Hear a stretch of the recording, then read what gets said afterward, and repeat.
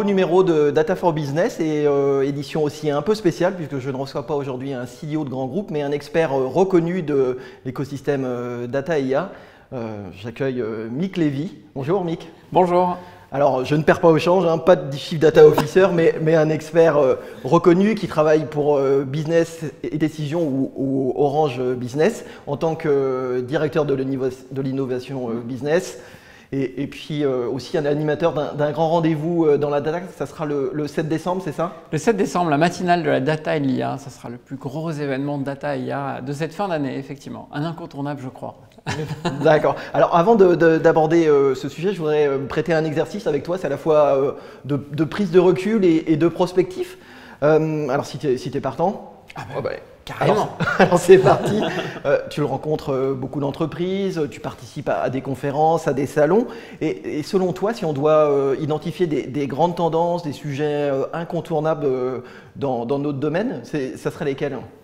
Alors de rendez-vous en rendez-vous, moi je constate qu'il y a 3 grands sujets qui occupent finalement les professionnels de la data. Le premier, ça ne surprendra personne, c'est l'IA générative, l'IA générative, l'IA générative. Je crois que ça occupe énormément de colonnes dans les journaux, énormément de discussions chez tout le monde. On a tous parlé de ChatGPT autour d'un poulet frites le dimanche. Hein, je crois que cette fois c'est acté. Donc voilà, l'IA générative est évidemment omniprésente et je pense qu'on en reparlera. Le deuxième gros sujet, c'est quand même celui de la transformation data. Les Chief Data Officers ont clairement trouvé leur voie en créant un binôme avec l'IT sur la plateforme et puis le Chief Data Officer sur cette transformation. Et pour ça, le modèle du data mesh s'impose très fortement. Modèle du data mesh que j'ai moi-même beaucoup porté. On accompagne beaucoup de clients sur ces modèles-là autour de cette transformation data-driven. Et puis, troisième sujet, à mon avis, beaucoup trop absent des allées des grands salons notamment, qui est tous les usages de la data, de l'IA pour réduire l'empreinte environnementale de l'entreprise. J'espère qu'on sera amené à en reparler ensemble parce qu'il me semble que c'est un sujet qui est trop peu abordé au vu du défi du millénaire qui nous attend. Et pour le coup, dans la data, dans l'IA, on peut prendre un rôle clé, on peut être les super-héros de la transition environnementale des entreprises. Donc, ce sera intéressant d'en reparler aussi. On en reparlera, mais bon, tu ne vas pas être surpris. Je vais d'abord m'arrêter sur la partie… sur l'IA générative, bien sûr. C'est le sujet incontournable, on le voit, on l'entend effectivement. Mais est-ce qu'il n'y a pas encore des décideurs qui s'interrogent en se disant que c'est peut-être un buzz qui va passer? Est-ce que ce n'est pas avant tout le sujet des techniciens? Voilà. Comment finalement on répond à leurs interrogations? Alors là, je crois que ça y est, les entreprises ont vraiment compris que c'était un raz-de-marée gigantesque. C'est d'ailleurs amusant de voir ce raz-de-marée parce qu'en réalité, l'IA est là depuis très longtemps. La révolution de l'IA, en réalité, elle a déjà eu lieu. Il n'y a déjà pas un seul clic qu'on peut faire sur notre portable, une seule commande qu'on fait chez les transporteurs ou dans un site e-commerce ou même dans la vie réelle, en dehors de la vie cyber, on pourrait dire, dans lequel il n'y a pas d'IA. Donc l'IA est déjà omniprésente partout. Mais là, on a eu un effet de boom, un révélateur médiatique fantastique depuis novembre 2002 avec la sortie de ChatGPT. Et là, tous les décideurs ont compris. Je rencontre pas ou peu de décideurs qui disent « bon, bah, ça c'est un effet de mode, ça va passer ». Non, on comprend bien que ce n'est pas du tout au même niveau qui est en train de se passer avec le métavers par exemple, ou avec d'autres ce qu'on nous aurait vendu comme des grandes révolutions technologiques. On est face à une technologie qui va, créer une valeur phénoménale et de transformer durablement les modes de travail et avoir un impact qui est très très fort en réalité. D'accord. Et parfois dans les entreprises, il arrive qu'il y ait des arbitrages.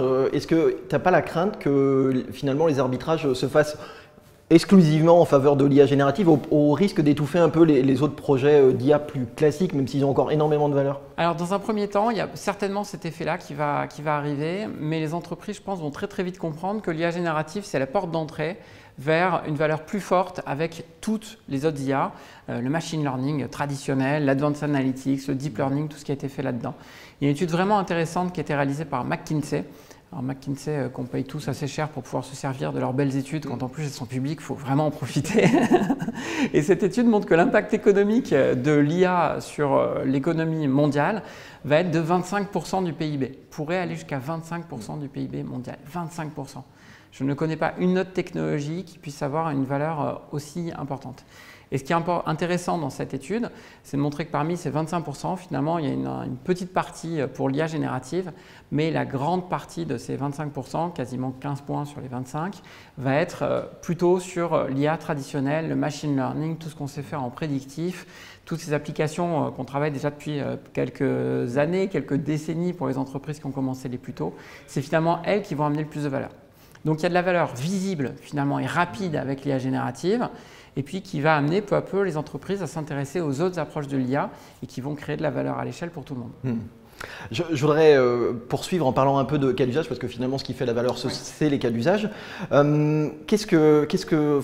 on présente des cas d'usage à un décideur, à un collaborateur en assurance par exemple, j'en sais rien, qu'est-ce que ça va lui permettre de faire finalement de manière opérationnelle? Ouais, il faut amener de la clarté là-dessus, parce qu'effectivement on a l'impression que l'IA est tellement omniprésente, permet de faire tellement de choses, que ChatGPT nous parle, je le mets entre guillemets, si bien que c'est très compliqué du coup de s'y repérer. Pour se repérer, moi je propose une vision des cas d'usage finalement en 3 familles. L'IA générative, si on parle que de celle-là, va permettre de faire 3 choses. 1, de générer des contenus.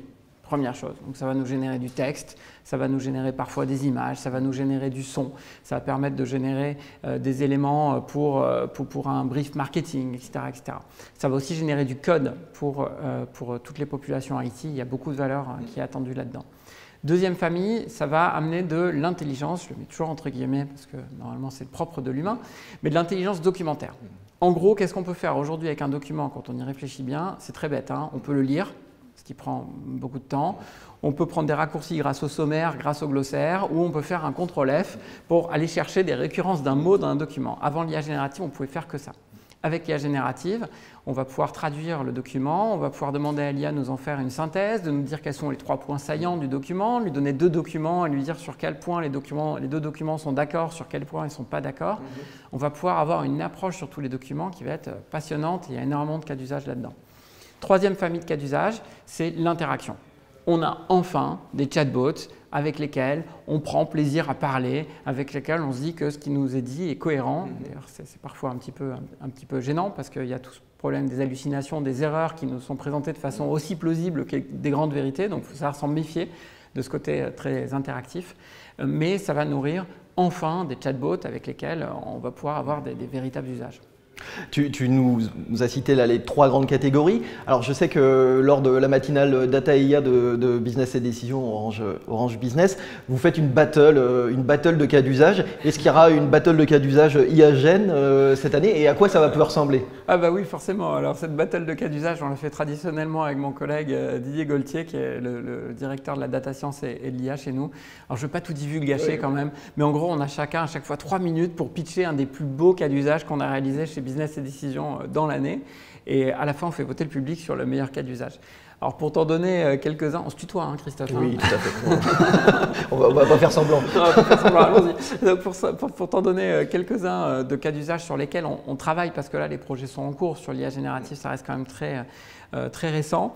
On a travaillé pour une petite entreprise mais qui fait du merchandising sportif, et le cas est très rigolo. Ils nous disent leur problème de départ, c'est Mbappé qui a changé de club. Ça, c'est un vrai problème. Et comment on peut être les premiers à faire de la promotion sur le nouveau maillot d'Mbappé alors qu'il n'a même pas encore pris la photo avec le nouveau maillot?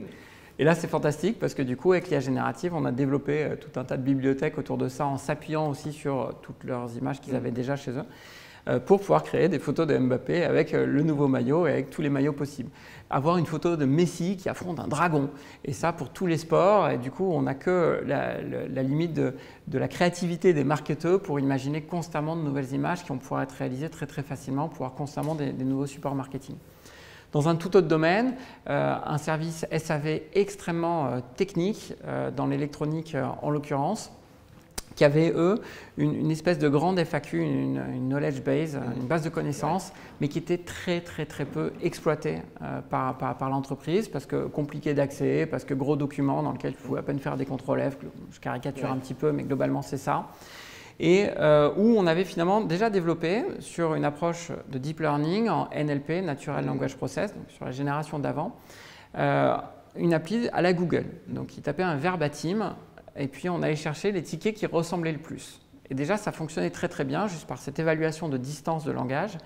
Dans les 5 tickets que remontait notre IA, il y avait la bonne réponse dans 90% des cas. Donc on les a fait passer de l'ère Yahoo, finalement, avec le gros document organisé, classé par catégorie, à l'ère Google. Et là, on est en train de les faire passer à l'ère ChatGPT, où l'opérateur va pouvoir avoir un dialogue direct avec la base de connaissances, avec l'ensemble des tickets, pour parvenir à résoudre de façon encore plus efficace et plus fine les problèmes qui sont rencontrés. Autre application, on est en train de travailler sur des applications de génération automatique de devis. Et là, l'idée est de rendre le numérique plus accessible à des populations qui n'ont pas du tout accès au numérique aujourd'hui. L'idée est qu'en France, on dit, j'aimerais bien pouvoir vérifier, comprendre d'où vient ce chiffre, mais il y aurait 30% de la population française qui n'a pas accès au numérique.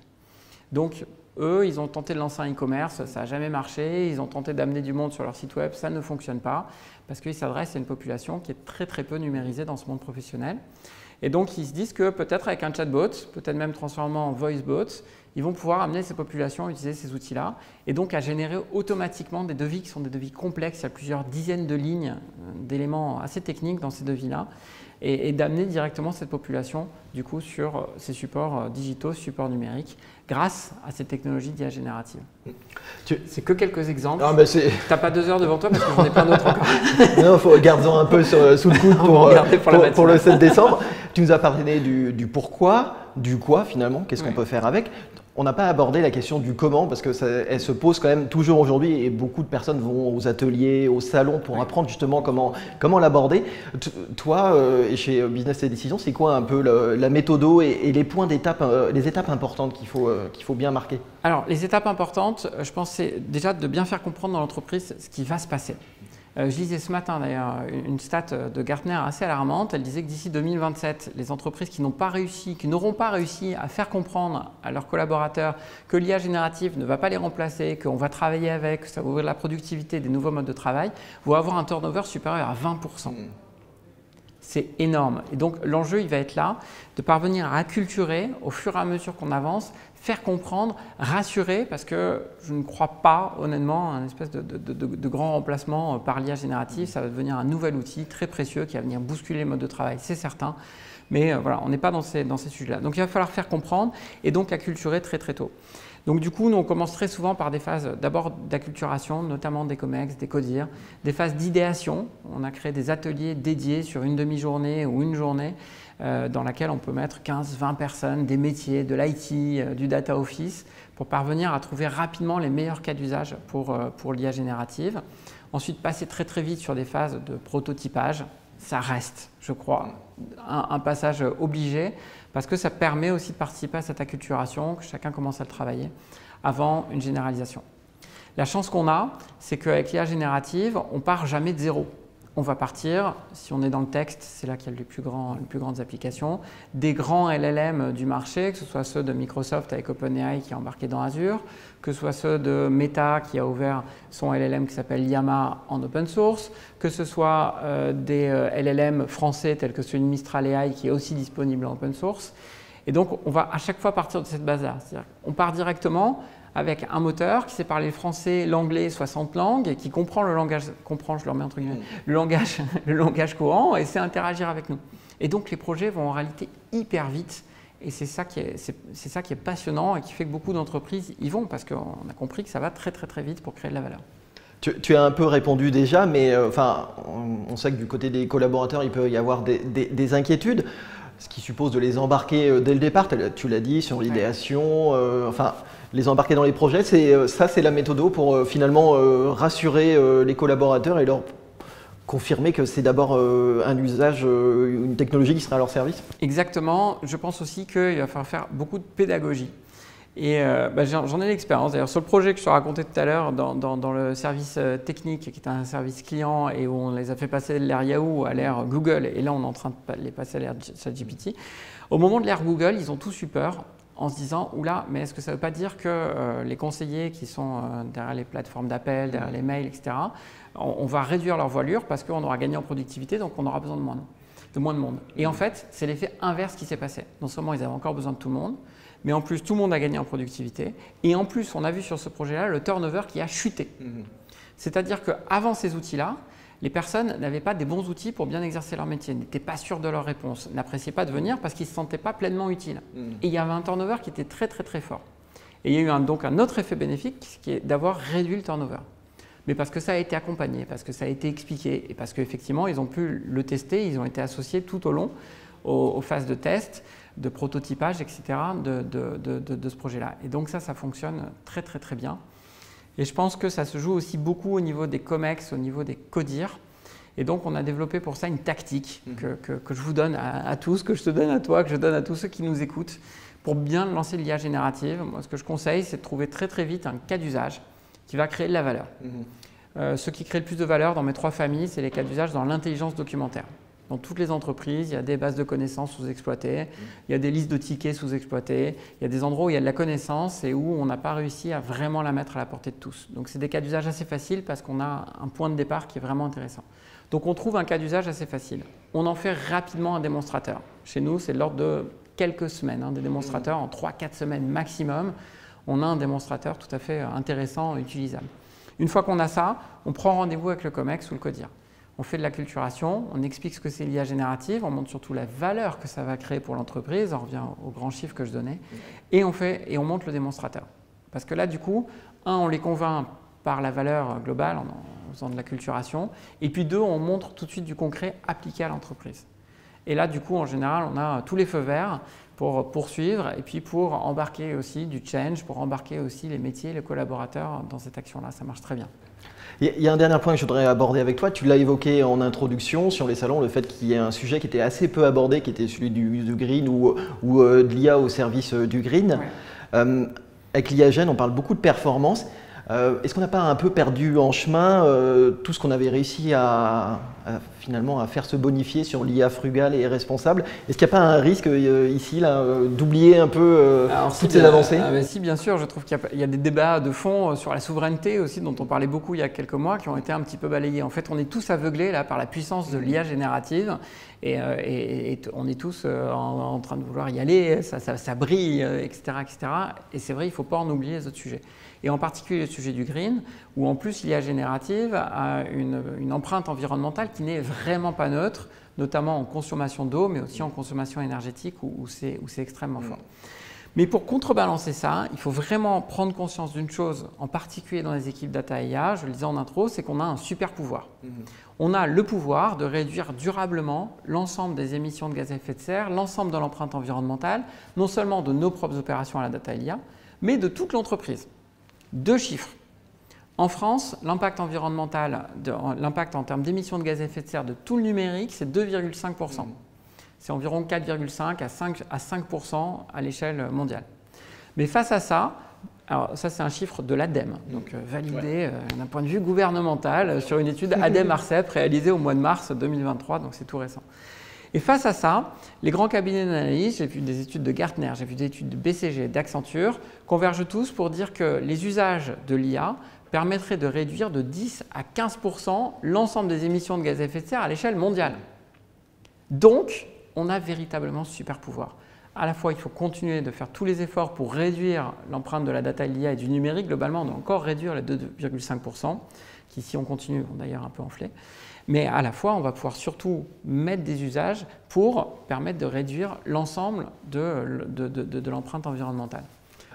Pas d'incompatibilité donc entre développement de l'IA et green, c'est ce que tu veux… Méfiance, il faut pas non plus faire du technosolutionnisme, ça ne va pas tout résoudre. Donc méfiance quand même, il faut que les équipes data aussi fassent de l'IA frugale, fassent de l'IA responsable, etc.